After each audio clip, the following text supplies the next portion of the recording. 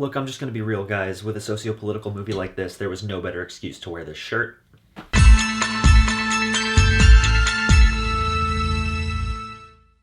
You're firing me?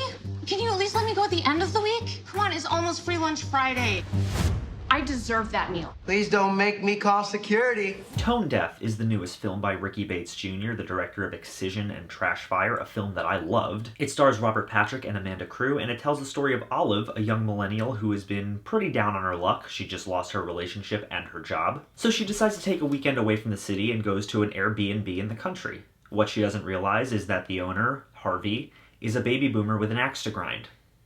Literally. From what I understand, the entire concept of this movie arose from the fact that Ricky Bates asked his wife what she's afraid of, and her response was old white men, and like, yeah, girl, I get it. And because of that, we got this movie, a satirical slasher film that essentially boils down to millennials versus baby boomers, the movie. And while I certainly wouldn't call it Bates' best work, it does a lot of things right, and it carries a lot of the charm that I love his movies for. From the first couple of shots in this movie, I was immediately reminded why I'm such a huge fan of this guy's work. The cinematography, the lighting, the editing, the production design, it's all damn near impeccable. Bates loves stationary wide shots, and they're all so well framed, and they're so aesthetically pleasing, and it ends up feeling like Wes Anderson, but dysfunctional.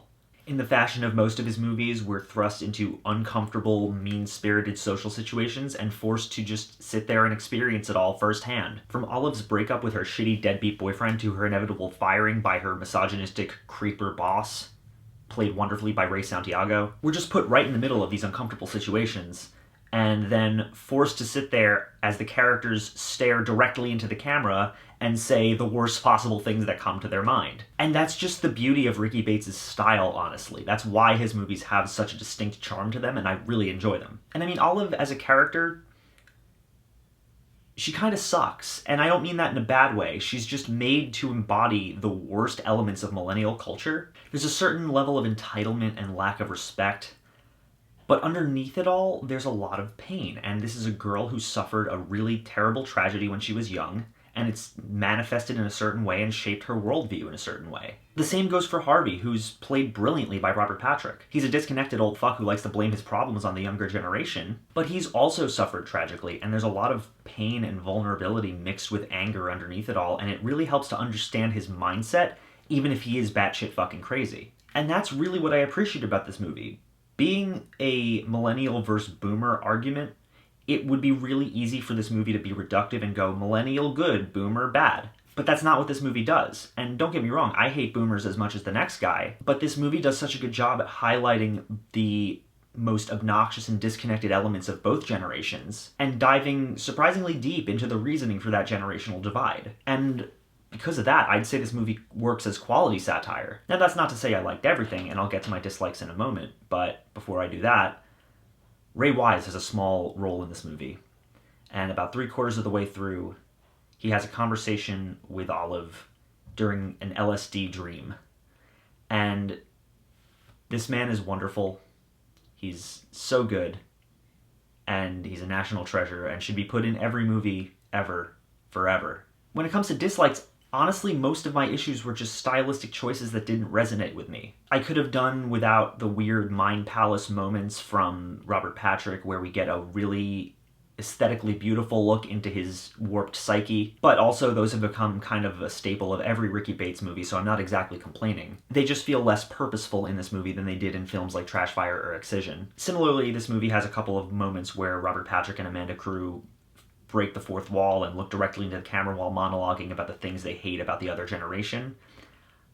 Stylistically, I'm just not a fan of that, and I feel like the points being made in those monologues could have been made without being so blunt and on the nose about it. Honestly, my biggest issue, though, is just one of pacing toward the middle of the film. There's a section in the middle of the movie where not a whole lot of anything is really going on. You've got a dude who attempts to roofie Olive, and he's implied to be a serial killer, only for both him and his potential victim to both be murdered by Harvey. And that entire sequence really, to me, just felt like it was there to up the body count and nothing more. On top of that, it's pretty strange when you have the villain of your piece murder a man who's objectively worse than him, only to then double down on being the villain by murdering the victim of the first guy he killed.